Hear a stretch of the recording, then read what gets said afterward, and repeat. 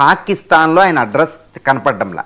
ఎందుకంటే నవంబర్ 27వ తారీఖున Asim మున్నీరు army chief నుంచి ఆయన CDF అంటే చీఫ్ ఆఫ్ డిఫెన్స్ ఫోర్సెస్గా ఆయన ప్రమాణ స్వీకారం చేయాలి. ఆ ప్రమాణ స్వీకారం చేయాలి అంటే పాకిస్తాన్ ఫెడరల్ నేషనల్ అసెంబ్లీ ఆమోదించిన రాజ్యాంగ సవరణ చట్టానికి నోటిఫై చేయాలి, గెజిట్ నోటిఫికేషన్ ఇచ్చినట్టు. కానీ అది ఇవ్వాలి అంటే ప్రధాని ఉండాలి షహబాజ్ షరీఫ్. కానీ ఆయన దేశం విడిచి వెళ్ళిపోయారు. ఆయన ఏంటంటే ఒక పర్యటనలో భాగంగా ఏదో మాట చెప్పి అవాయిడ్ చేసి బహ్రెయిన్ వెళ్ళారు, బహ్రెయిన్ నుంచి లండన్ వెళ్ళారు.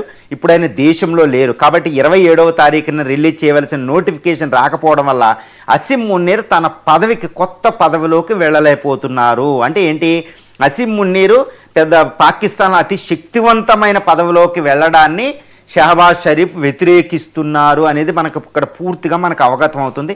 ఈ వ్యతిరేకించడంలో భాగంగా అక్కడ టర్కీ వ్యతిరేకిస్తుంది, తర్వాత కొన్ని దేశాలు వ్యతిరేకిస్తున్నాయి, ఇస్లామిక్ దేశాలు వ్యతిరేకిస్తున్నాయి, యునైటెడ్ నేషన్స్ ఆర్గనైజేషన్స్ కూడా క్రిటిసైజ్ చేయడం జరిగింది.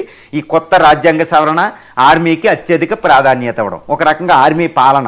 కాబట్టి పాకిస్తాన్లో ఇప్పుడు అగమ్య గోచరమైన పరిస్థితి. అంటే ఏంటి, ప్రజాప్రభుత్వమైన షహబాజ్ షరీఫ్ వర్సెస్ అసిం మున్నీర్ అనే ఒక యుద్ధం జరుగుతుంది.